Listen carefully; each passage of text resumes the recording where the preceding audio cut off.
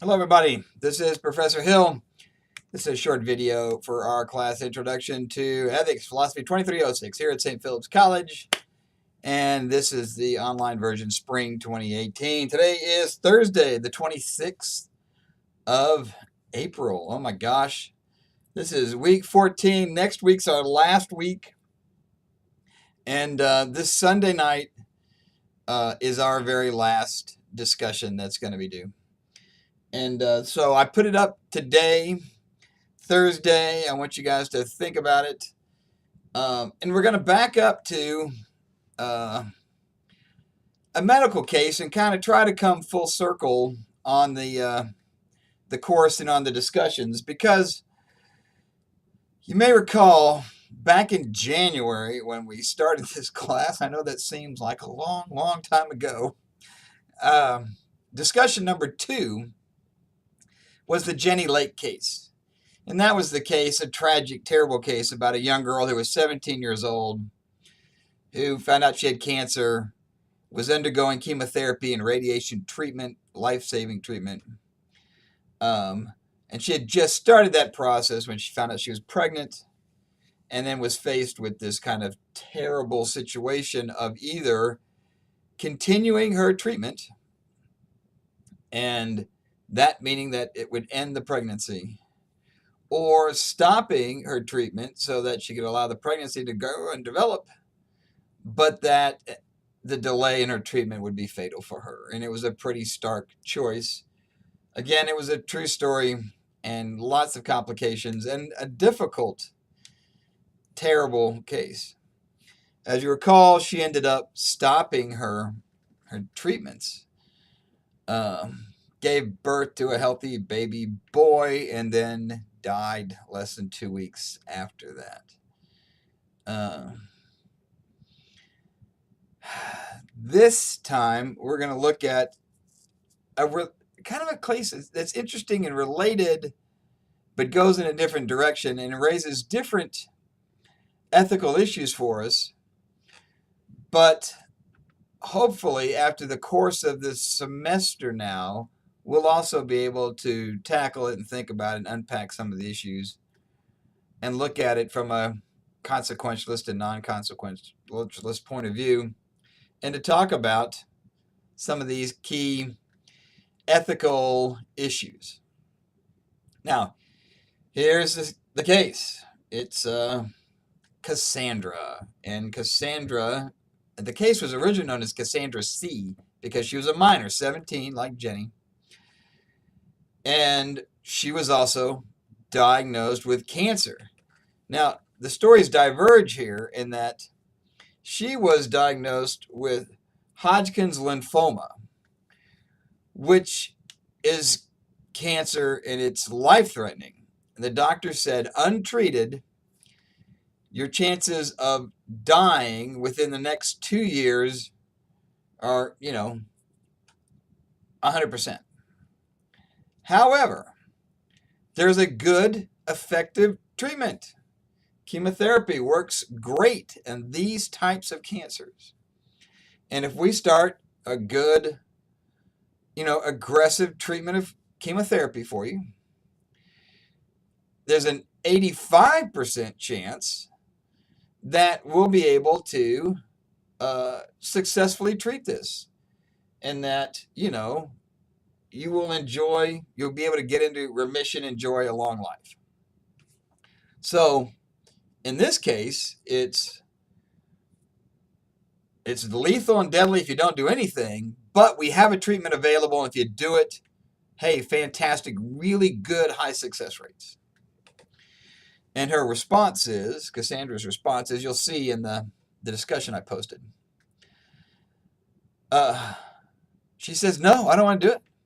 And the doctors are like, wait, what? Why don't you want to do it? And she says,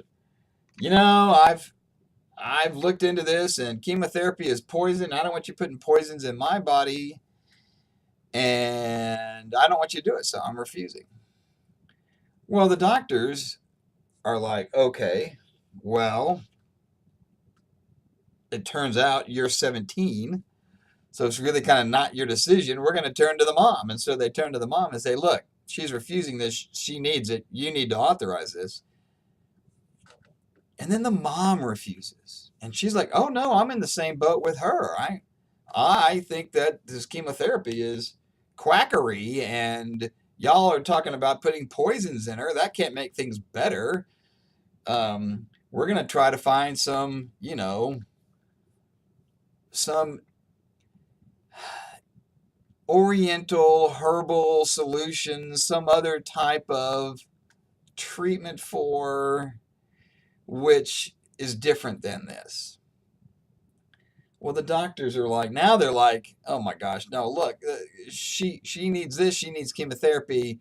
It's a proven technology, it'll be effective, and seriously, you need to authorize this. And the mom's like, nope. So now the doctors have got a no from the girl who's 17 and from the mom. And then this is where this story kind of takes a left turn, because the doctors meet and they decide, no, look, we owe it to her. Now we're going to go to, and this was happening in Connecticut, and they have what's called the DCF, the Department of Children and Families, and they say, we've got a case of a mom who is endangering the life of her minor child. We want y'all to intervene and get custody of her and then bring her to the hospital. And the people with the Department of Children and Families go, okay. And so then they're like, well, look, we'll talk to the mom and to the girl. And they're like, no, we're not doing this. So then they say, okay, we're going to go get a court order. We're going to ask a judge to give us permission to intervene, to take the girl away from her family, force chemotherapy on her. And that's what they do.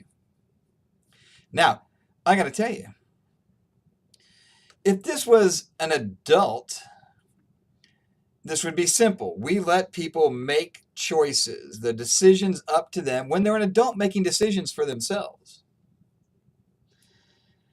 In this case, though, the doctors are looking at it and saying, hey, this is a mother who's making choices, decisions that are endangering the life of her child. That's when we as a society intervene in the best interest of the child. And we take children away from those parents to protect them. And in this case, get that child the life-saving treatment that she needs. Well, you can see that this is going to be controversial, because that's not how the girl saw it. It's not how the mom saw it. But this got appealed all the way up to the state Supreme Court in Connecticut. And they said, nope, we're going to uphold the decision of the Department of Children and Families and the doctors. They went to the house. She was there alone. She called her mom. Mom comes home. They say, look, we're taking her. We're taking her to the hospital. Now, there's a video. I'm going to show you a link to a video. You can watch Cassandra giving an interview to somebody where she describes this in detail. And I want you to think about, what side of the fence do you come down on this? Because you can see there's two sides to it, right? By the way, the interview that I'll put the link to is somebody who is thinks this was really wrong, what happened to her, in part because the guy has got some, he thinks the medical establishment is lying to the public about cancer and this kind of stuff. So the guy is kind of out there. He's kind of an extremist, which is why he wanted to interview her. He talks about this as a medical kidnapping. And, okay, it wasn't. There was a judicial review. This is all done by the authorities. Nobody got kidnapped here. But she was forcibly removed from her home for her own protection by the authorities. The child welfare people, the cops, and the doctors are the people that did this and had legal authority to do it. Like I said, it got appealed all the way to the Supreme Court of the state. But what do you think about this? Do you think that the authorities were acting in her best interest, so it's perfectly okay? Do you think that, well, look, she was 17. It wasn't like she was 10 or 11 or 12. In that case, you could kind of say, okay. But there are people that say, no, look, forget the overruling of the mom even. She's 17. It should have been enough. Because I can tell you, in the state where this was happening, which was Connecticut, 17-year-olds have some rights. I got to tell you, without parental permission, they can get contraception. They can have abortions. Again, without judicial review or parental consent. But in this case, they were saying she can't refuse cancer treatment, which I think is, that's a really interesting piece about this. And so one side would say it's a violation of her autonomy and her wishes as the patient, and doctors should do what patients and the families want. The other side are saying, look, that's true for adults, but not for children. And if she's one day under 18, doesn't matter. She's still a child. We need to protect children. And in this case, the authorities were acting within their purview, within the scope of their authority, and they did the right thing. And that's a tough one. I'll try to put up at the site some information from both perspectives. There's one good long article we'll start with that I've linked to this video, which has a timeline, so you can see how this unfolded, and you can see what happened. But I want us to focus at least initially on that decision point, the decision to go in and get her. It was clearly legal. They went through the judicial review, but I'm asking if you think it was moral or ethical. And I imagine we'll have some varying, disagreeing positions on that one, because it is interesting. It is complicated. And it does raise a lot of different issues about consent, about who controls the medical process, and about the source of authority for the doctors, and like I said, the police and the welfare workers. So I put the case up. It's listed as our last discussion. It'll be due Sunday night. It's Thursday now. I'll put another video up tomorrow, Friday the 27th, about the kind of the second half of the story. What happens after we get to that decision point, and pick it up from there.